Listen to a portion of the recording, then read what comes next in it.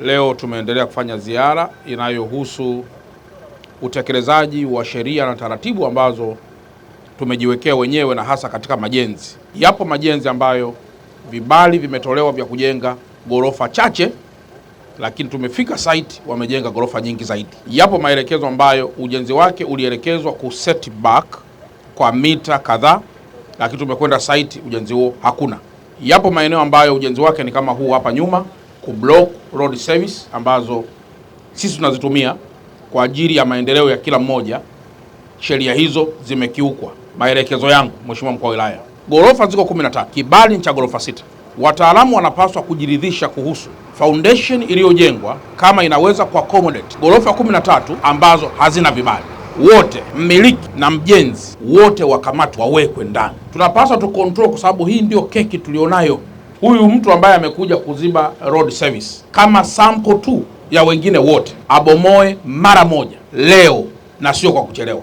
Na anatoa agizo tena kwa OCD na kwa mkuu wa wilaya, kwa kuwa yuko hapa, mpaka kufikia saa 12 kama bado patakuwa hajabomolewa kurudi nyuma, mmiliki na mjenzi wakamatwe wote kwenda lock up, halafu mashtaka yaandaliwe kwa ajili ya kwenda mahakamani kwa kosa la kuziba road service ambazo zinatumika na kila mmoja.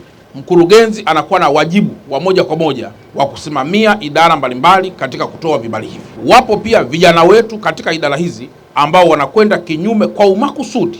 TAKUKURU, fuatilieni kwa kina kuhusu ukiukwaji wa taratibu hizi, kama ni intentional au sio intentional, conspiracy au sio conspiracy, na ripoti hiyo tuweze pia kuipata ili tuchukue hatua kali dhidi ya wote ambao wanakiuka sheria na taratibu tulizokubaliana wenyewe kujiwekea.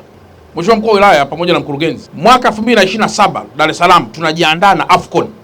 Hatuhitaji uholela wa jambo lolote. Leo hii barabara tunaipanua, barabara hii ya Tule Drive. Barabara hii tunaipanua ili kuruhusu ku accommodate pia services mbalimbali ambazo zitakuwepo wakati wa AFCON na hata baada ya AFCON. Upande wa mbele hapo kidogo tuna kiwanja cha farasi, lakini hapo barabarani pia tuna beach nzuri sana inaitwa Coco Beach. Mkurugenzi, maelekezo yangu as a regional commissioner, nataka hatua za haraka mno kuhusu uboreshaji wa moja kwa moja wa Coco Beach, kwa sababu patakuwa panaleta wageni au panachukua wageni, na ikiwezekana wote tutoke kwa pamoja tukajifunze kitu ambacho Bravo Coco amefanya, na sisi tunaweza tukaboresha ama kufanya kitu ambacho kinaweza kuwa kina hadhi ya kupokea wageni zaidi. Pamoja na Coco Beach, mkuu wa wilaya na mkurugenzi, nataka pia tuandae tukio, mniandalie tukio lolote lile, twende kwenye beach moja inaitwa Ununio Park. Nafikiri unapafahamu. Nataka tukaangalie ile beach ilivyo nzuri kule pembeni, alafu mniambie beach zile leo ziko sehemu gani tena.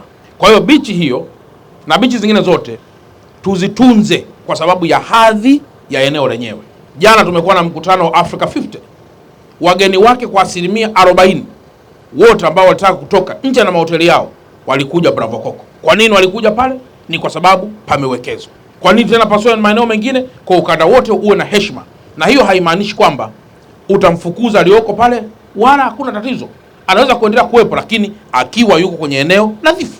Kwa wakuu wa wilaya wote kuendelea kusimamia taratibu na sheria zote, na hasa katika kipindi hiki ambacho tunaendelea katika masuala ya mustakabali mzima wa kujenga miji yetu katika hadhi ambayo imekusudiwa. Mkurugenzi, wale watu wako wote ambao unaona kabisa anakuchelewesha, wamekuwa ni watu wa corruption all the time, waondoe hata kesho kutwa, hata kesho, hata leo. Nipe majina yao, tuwasiliane na katibu mkuu wa TAMISEMI.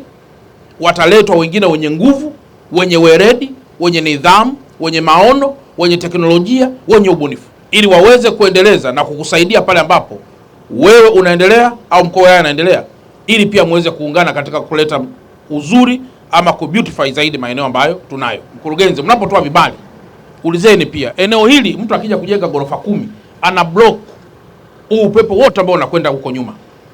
Kwa huko inatakiwa kama iwe ni G+4, ni G+2, ni G, kulingana na sheria. Sheria zipo, zifuatwe zile sheria. Vinginevyo hapo utapata ghorofa 20, alafu kule nyuma utapata ghorofa 3, unakuwa umeharibu kabisa viwanja vyote hivi. Hii iko kwenye beach, iko kwenye bahari kabisa. Upepo wote ukivuma ukipiga kwenye haya magorofa hauwezi kwenda nyuma. Kwa hiyo pitieni tena vibali kwenye njia hizi, na kama mnakumbuka nilisema Tule Drive na ile Silas kipande cha katikati hicho, simamisheni kwanza majenzi ili mjiridhishe, muone je, pana kitu gani? Na siwezi kuambia kwa nini nasema hivyo, lakini leo na angalau mmeanza kupata picha kidogo. Mmeambiwa kwamba kuna kitu gani kipo huku, mnapata picha kwamba kuna watu gani maeneo kama haya.